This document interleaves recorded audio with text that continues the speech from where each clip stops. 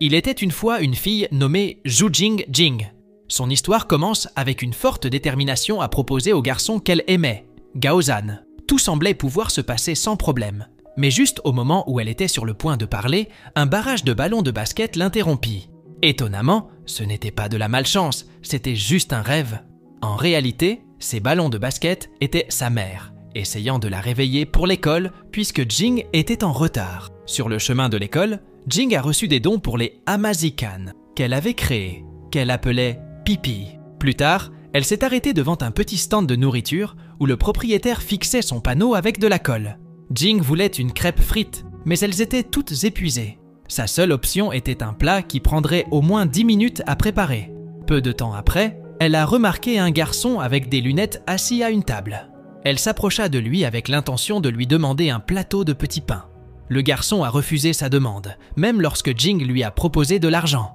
Se sentant vaincu, Jing se leva pour partir, faisant accidentellement tomber le garçon de sa chaise à cause de son poids. Elle a essayé de l'attraper, mais ils se sont retrouvés tous les deux collés l'un à l'autre à cause du déversement de colle. C'était une situation plutôt embarrassante. Le garçon ne semblait pas trop dérangé, jusqu'à ce qu'il remarque que son pantalon était déchiré, ce qui a aggravé la situation de Jing. Lorsque Jan passait à vélo, Jing essayait de se cacher pour éviter d'être vu. Cependant, Jan finit par les approcher et les informa qu'il y avait des uniformes de rechange dans la salle de classe. Se sentant mortifié, Jing accusa le garçon d'être un porte-bonheur. Ils ont eu du mal à se rendre à la salle des fournitures pour demander un nouveau pantalon à un professeur, qui a trouvé leur situation assez amusante. Heureusement, il y avait un pantalon à la taille de Jing, mais le garçon avait besoin d'une taille 70, qu'il fallait précommander. Peu de temps après, une fille entra et informa le garçon qu'il y avait peut-être un pantalon à sa taille. Au club de basket, la fille lui tendit le pantalon. Pour éviter toute confusion, ils ont décidé de l'appeler Zhu, car son nom était aussi Zhu Jing, tout comme notre protagoniste. Le professeur est entré dans la classe et a présenté un nouvel élève, le garçon que Jing avait rencontré plus tôt, Kang Jiwi, qui a salué tout le monde. Kang a remarqué Zhu dans la classe et ne pouvait pas la quitter des yeux. L'enseignant a ensuite demandé à tout le monde de sortir temporairement pour un réaménagement des sièges. L'enseignant a mentionné que Kang avait excellé dans son école précédente, étant classé premier.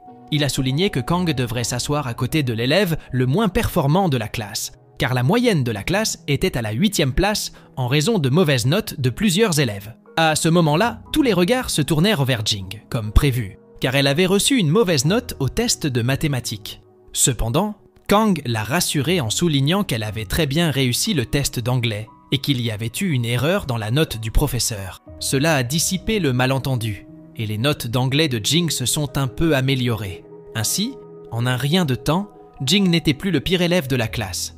Cette position malheureuse appartenait désormais à Deping. Jing a célébré sa victoire, reconnaissante de l'aide de Kang. Elle le considérait désormais comme un génie et n'hésitait pas à s'asseoir à côté de lui.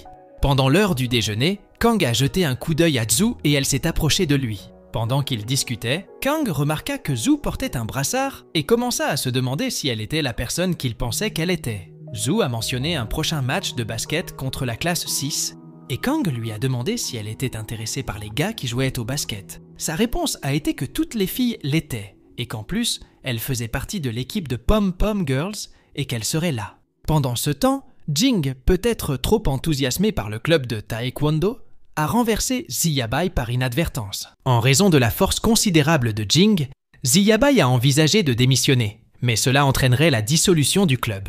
Jing a accepté de continuer et Ziyabai a admis qu'elle plaisantait.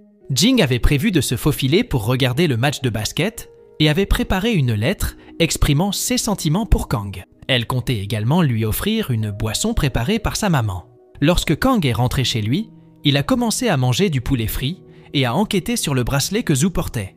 Il a affirmé qu'il la connaissait et qu'ils se connaissaient effectivement, mais seulement virtuellement. Kang était excité et voulait jouer au basket pour l'impressionner.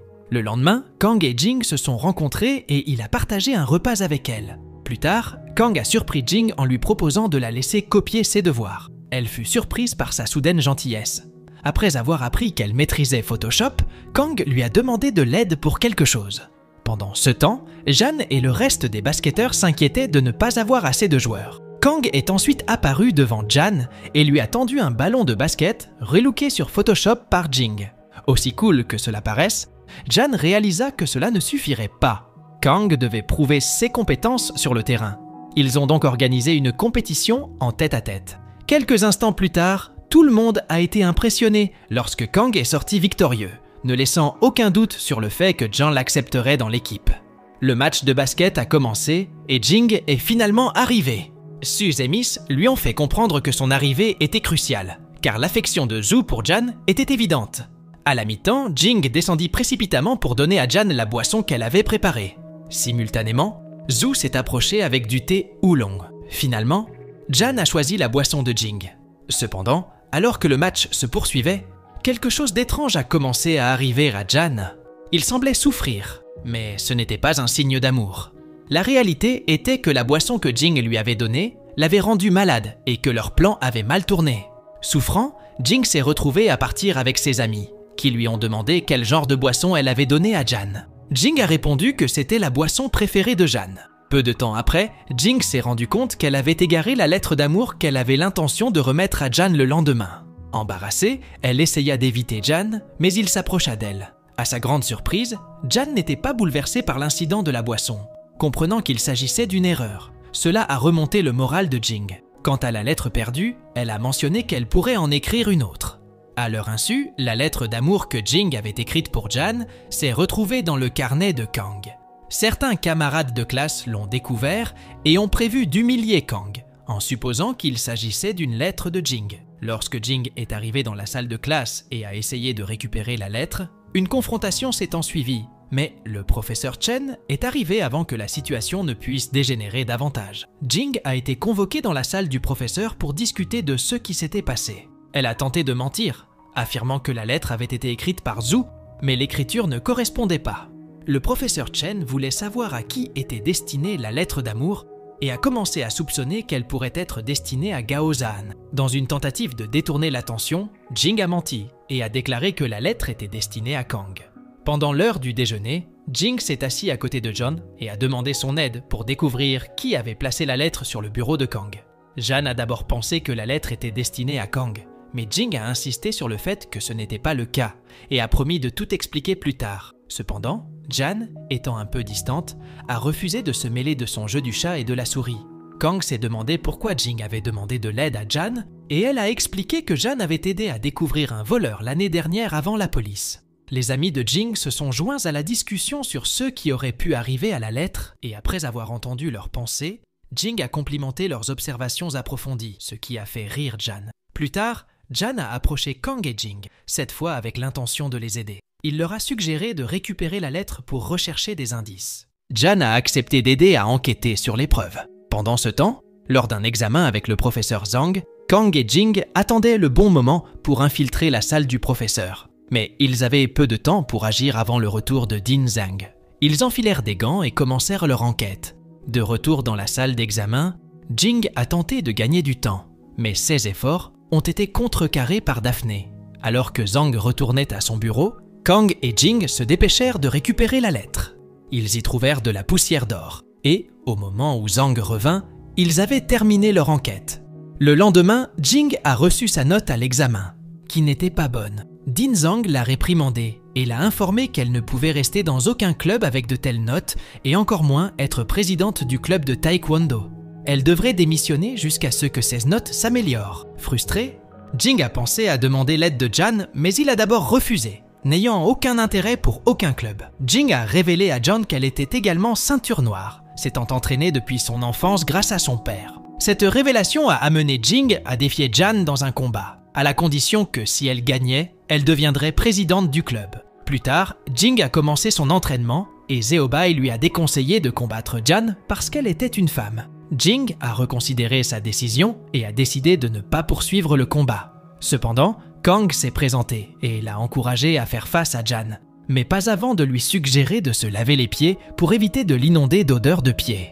Jing s'est énervé et a lancé un coup de pied. C'est au cours de cette interaction que Kang a remarqué que Jing portait un bracelet similaire à celui de Zhou, mais sur sa jambe. Cela a suscité des pensées dans l'esprit de Kang, se demandant s'il avait parlé à Jing en ligne pendant tout ce temps au lieu de Zhou. Le lendemain, à l'école, Kang a interrogé Jing sur ses préparatifs pour le combat et l'a subtilement interrogée pour confirmer si elle était la personne à qui il avait parlé en ligne. Jing a répondu qu'elle n'utilisait pas ce réseau social en particulier et qu'elle utilisait uniquement Weibo. Cette révélation fit sourire Kang alors qu'il devint certain que la personne avec laquelle il communiquait en ligne était bien Zhu. Les étudiants se préparent au combat et font des paris. Jan dit à Zhu qu'il terminera le combat rapidement et la ramènera à la maison plus tard. Pendant ce temps, Jing se prépare aussi, mais Jan a disparu. Tout le monde dit à Jing que Jan est parti. Alors, elle se sent déprimée et part en marchant sous la pluie. Bientôt, elle rencontre Kang et ils décident de prendre un repas ensemble. Kang est un habitué du restaurant qu'il visite. Il montre à Jing comment il mange habituellement un plat particulier et partage l'histoire de ce qui s'est passé plus tôt. Plus tard, alors que Kang est sur le point de payer la facture, il découvre que la facture et la lettre de Jing contiennent de la poussière d'or. Il garde cette découverte pour lui. À la maison, Kang examine les photos de cette journée et commence à avoir une idée de qui aurait pu placer la lettre sur son bureau. Zhu écrit à Kang et il répond qu'il va bien. Il est heureux quand elle lui dit bonsoir à l'école le lendemain. Kang lui dit également qu'il a trouvé un nouvel indice sur l'incident de la lettre, un pompon avec de la poussière d'or, suggérant que les Pom-Pom Girls pourraient être impliquées. Kang montre les photos à Jing, mais laisse de côté Zhu pour éviter les soupçons. Jing comprend que Zhu pourrait être le principal coupable, parce que Zhu a toujours été en avance sur elle depuis qu'ils sont petits, ce qui a toujours dérangé Jing. Ils espionnent tous les deux Jan et Zhu pour s'assurer qu'ils ne sont que des amis, mais leur couverture est presque détruite. Kang essaie de faire entendre raison à Jing, disant que cela n'a pas de sens que Zhu la sabote, mais Jing veut juste l'ennuyer. La nuit, Kang enquête sur les réseaux sociaux à la recherche d'indices, en se concentrant sur une pom-pom girl nommée Hyu Ye. Kang trouve quelque chose d'utile sur les réseaux sociaux de Hyu Ye, une vidéo du jour du match où les pom-pom girls découvrent la lettre d'amour de Jing. Le lendemain, Jing veut affronter l'une des filles de la vidéo, en particulier Zhu. Kang essaie de l'arrêter, car il manque de preuves claires. Au lieu de cela, Kang veut parler à Huya, mais Jing est enclin à lui crier dessus. Kang intervient et demande à Huya la vidéo complète qu'elle a mise en ligne. Plus tard, Jan s'approche de Jing pour s'excuser et Jing accepte les excuses. En signe de bonne volonté, Jan accepte de devenir président du club. Kang et Jing discutent alors de la situation. Quelques instants plus tard, Huya envoie à Kang la vidéo complète, révélant comment Zhu s'est moqué de Jing. Ils font même pression sur Zhu pour qu'il découvre à qui la lettre est adressée. Kang essaie d'empêcher Jing de regarder la vidéo, mais elle continue quand même. Jing confronte Zhu, lui demandant pourquoi ils l'ont fait, mais Zhu ne comprend pas comment ils ont obtenu la vidéo. Zhu nie toute responsabilité, et Kang veut simplement que Zhu s'excuse sincèrement. Au début, Zhu refuse, mais finit par céder à la pression des autres, même si ses excuses manquent de sincérité.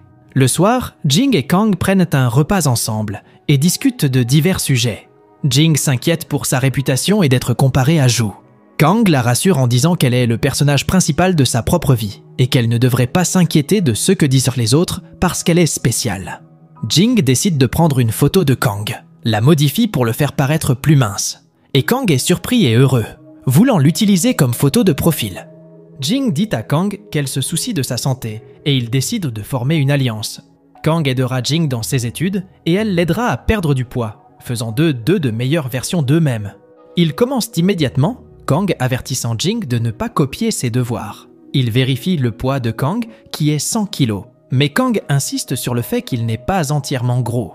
Il se fixe comme objectif de perdre 20 kg en un mois. Jing prépare un régime alimentaire strict, mais Kang veut manger un morceau de viande pour éviter de le gaspiller.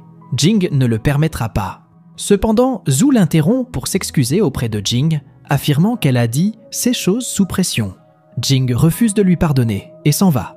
Kang accepte les excuses de Zhu avec un sourire, reconnaissant que tout le monde fait des erreurs. Le lendemain, Kang et Jing entament leur alliance pour s'améliorer.